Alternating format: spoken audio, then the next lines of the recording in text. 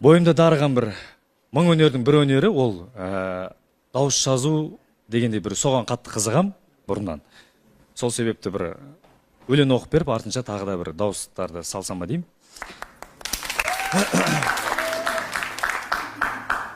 Свет өшіре ма?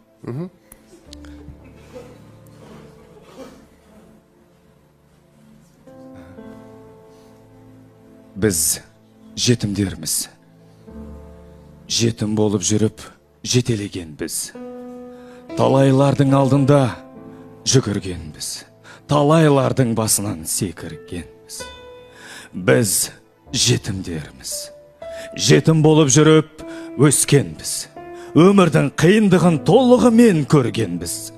Ешкімге жалтақтамай барлығын жеңгенбіз. Біз жетімдерміз.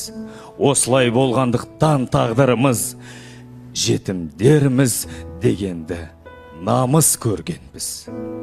Үлкендерден ақыл сұрап өскенбіз. Біз жетімдерміз. Адамшылық қасиетті сақтай білгенбіз. Опасыздық пен сатқындықты да көргенбіз. Дүние қорлыққа да, абыройға да жеткенбіз. Жетім көрсек, жебейміз. Жетім болып, өмірге келген соң, бір Аллаға біз сенеміз. Біз жетімдерміз. Біз жетімбіз. Біз Қазақстанда туып өскенбіз.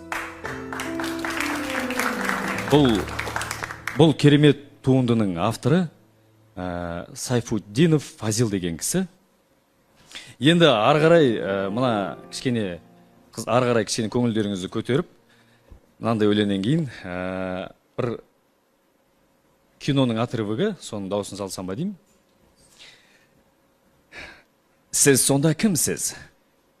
Бонд, Джеймс Бонд.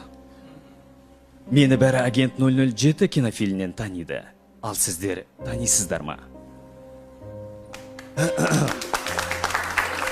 Енді арғарай мультфильм.